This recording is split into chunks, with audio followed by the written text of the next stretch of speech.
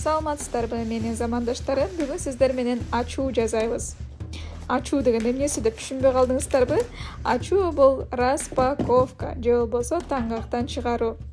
Негизи нукура кыргызча сүйлөгөнгө аракет кылып жаткан мезгилимде ушу распаковка деген сөз кандай которулат болду экен кыргызча деп 10 минутта издедим. Көрсө ошо ачуу же болбосо таңгактан чыгаруу деп которулат экен. Анда эмесе келгиле чугун казандарына чогуу таңгактан чыгаруу жазайлы. Эң биринчи эле бул таңгакты алсак, ичинде тадам! Бул сковородка.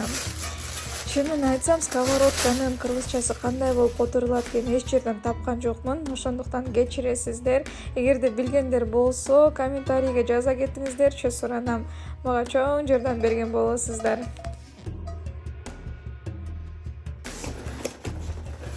Эң биринчи эле байкаганым, бул чугун казандары башка идиштерге салыштырмалуу оорураак келет экен. Ошондуктан мага азыр кичине кыйынчылык жаратып жатат.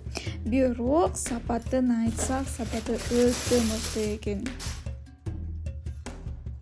Акыркы жылдары Кыргызстанда бул чугун казандарына суроо талап өсүп жаткан өзүңүздөр деле байкап жатасыздар да.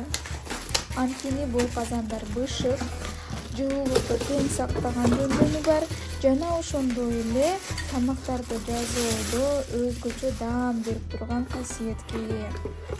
Ошондой эле эң негизгиси бул ден соолукка зыяны жок.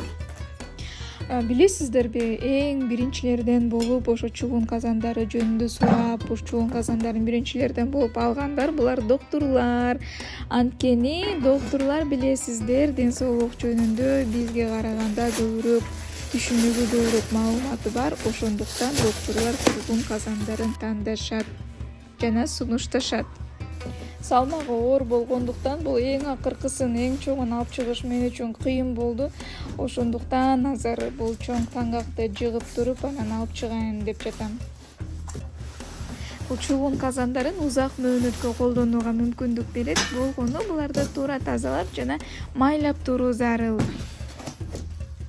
Мындан ары ушул чугун казандарыма даамдуу тамактарды жасап жана сиздер менен дагы рецепттерин бөлүшүп турам.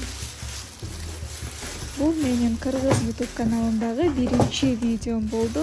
Эгер сиздерге пайдалуу болсо, лайк басып, комментарий жазып жана сөзсүз түрдө катталып кетишиңиздерди суранам.